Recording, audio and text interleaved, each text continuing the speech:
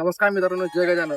तर माझं नाव विशाल आणि मी बघत आपलं युट्यूब चॅनल. तर आज आपण आलेलो आनंद सागर येथे. तर आज आपण बघणार आहोत आनंद सागरमध्ये काय काय सॉल्व झालं, काय काय नाही. तर ते मी तुम्हाला या व्हिडिओच्या मार्फत सांगणार आहे. तर तुम्ही अजूनपर्यंत आपलं युट्यूब चॅनल सबस्क्राईब नसेल सबस्क्राईब करून टाका आणि माझं लिंक बॅकॉलिल प्रेस करा, कारण की मी टाकलेला व्हिडिओ नोटिफिकेशन तुम्हाला पोहोचेल. जर तुम्ही सोलो ट्रॅव्हलर असाल किंवा फॅमिलीसोबत येण्याचा प्लॅन करत असाल तर येथे पार्किंगसाठी योग्य प्रकारे सोय केलेली आहे, जसे की तुम्ही येथे बघू शकता.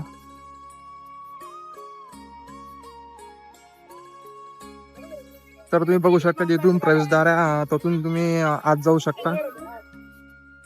आध्यात्मिक केंद्र म्हणजेच आनंद सागर सकाळी 10 वाजतापासून ते सायंकाळी 5 वाजेपर्यंत चालू राहतं आणि सायंकाळी 4 वाजेपासून प्रवेश बंद राहतो, तर याची सर्वांनी नोंद घ्यावी.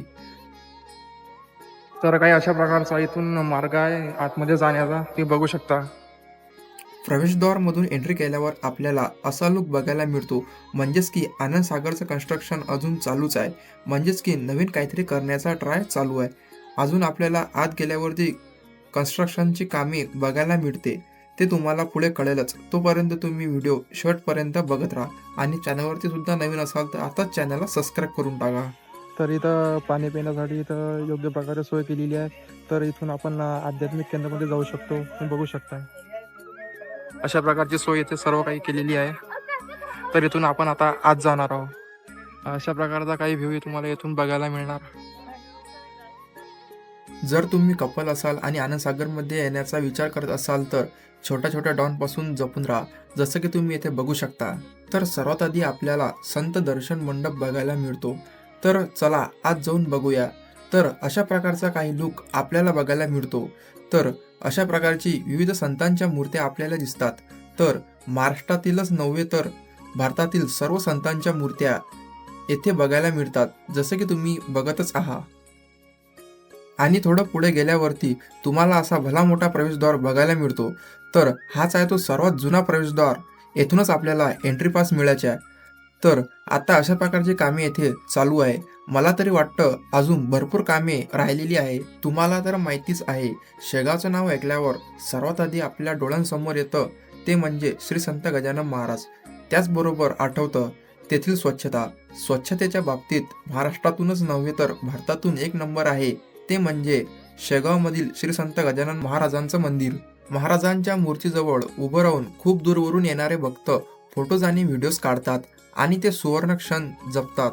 संत दर्शन मंडपमधून बाहेर आल्यावर असा व्ह्यू आपल्याला बघायला मिळतो. आणि अजूनपर्यंत तुम्ही आपल्या व्हिडिओला लाईक नसेल करत तर लाईक करून टाका. तुम्हाला समोर दिसत आहे ते आहे श्री गणेश मंदिर. खूप छान आणि सुंदर असं स्वरूप मंदिराला प्राप्त झाले आहे. तर तुम्ही बघू शकता लोकांची गर्दी. तर आज होता शनिवार, त्यामुळे येथे थोडी गर्दी होती. तसं पण येथे शनिवार आणि रविवारला खूप गर्दी राहते. तर अशा प्रकारचे हे मंदिर आहे. तर येथे लहान मुलापासून ते तरुण आणि वयोवृद्ध लोकांपर्यंतचे लोक येथे येतात. लहान मुलांचे तर हे आवडीचे ठिकाण झाले आहे, कारण येथे खूप भले मोठे गार्डन आहे.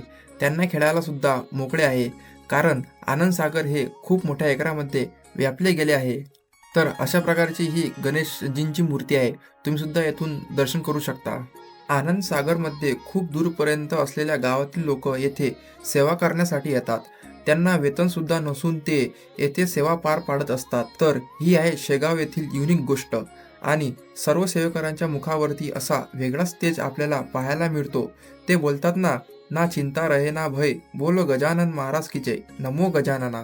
गणेश मंदिराच्या एक्झॅक्ट मागील साईडला तुम्हाला दिसतच आहे, तर तोच तलाव आहे ज्यावरती पूल बांधलेला होता. त्या पुलावरून चालत जाऊन आपण ध्यान केंद्राकडे जात होतो. तर अशा प्रकारची भाविकांची गर्दी आपल्याला दिसत आहे. ध्यान केंद्राचे अजून सुद्धा काम चालूच आहे. अजून किती दिवसपर्यंत कामे चालतील माहिती नाही, पण भाविकांना खूप घाई म्हणजेच उत्सुकता लागलेली आहे की पूर्णपणे आनंद सागर केव्हा चालू होणार आहे. लहान मुलांनाच नाही तर तरुण लोकांना सुद्धा खूप उत्सुकता लागलेली आहे. आनंद सागर प्रमुख आकर्षक तर आहेच, त्याचबरोबर हे तलाव सुद्धा आहे. येथे लोक फोटोज आणि व्हिडिओज मोठ्या प्रमाणात काढतात. याला सेल्फी पॉईंट सुद्धा म्हणतात. त्यापुढे तिकडे जाता येत नाही, कारण की तिकडे बॅरिकेड्स लावलेले आहेत. या ठिकाणी लोकांना बसण्यासाठी बाकडे टाकलेले आहेत. अशा प्रकारचे येथे गार्डन तयार केले आहे, पण त्यामध्ये जाण्यासाठी सक्त मनाई आहे. तर मित्रांनो, मी काही सिनेमॅटिक क्लिप्स काढल्या आहेत, ते तुम्ही बघून घ्या.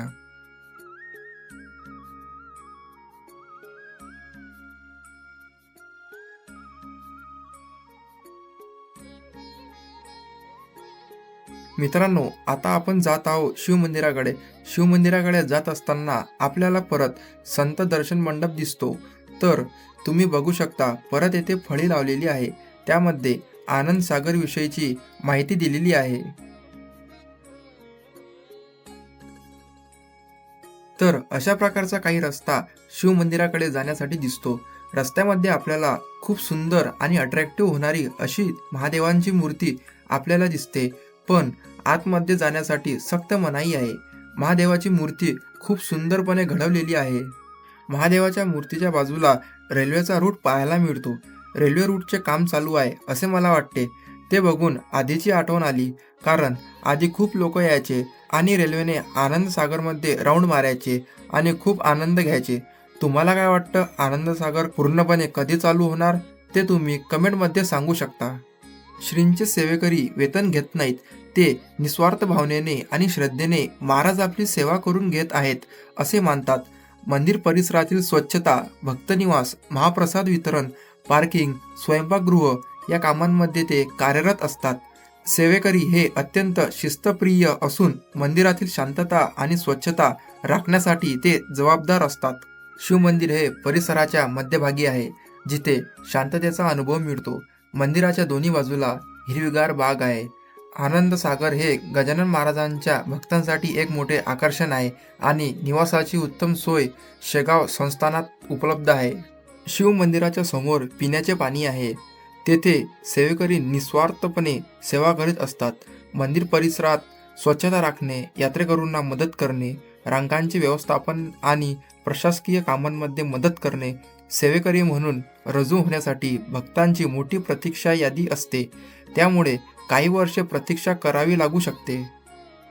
तर तुम्ही बघू शकता, रेल्वे रूट शिव मंदिराकडे सुद्धा आलेला आहे. यावरून तुम्हाला कळेल की आनंद सागरमधील कामे चालू आहे. तर शिव मंदिराकडून बाहेर जाताना परत संत मंडप दिसतो.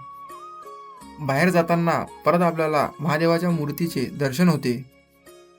तर चला मित्रांनो, मी तर जात आहे बाहेर. तोपर्यंत तुम्ही चॅनलला सबस्क्राईब करा आणि लाईक नसेल केलं तर लाईक पण करून टाका आणि तुमच्या मित्र आणि मैत्रिणीसोबत किंवा फॅमिलीसोबत नक्की शेअर करा. जर तुम्ही शेगावला येण्याचा प्लॅन करत असाल तर. धन्यवाद. जय गजानन माऊली.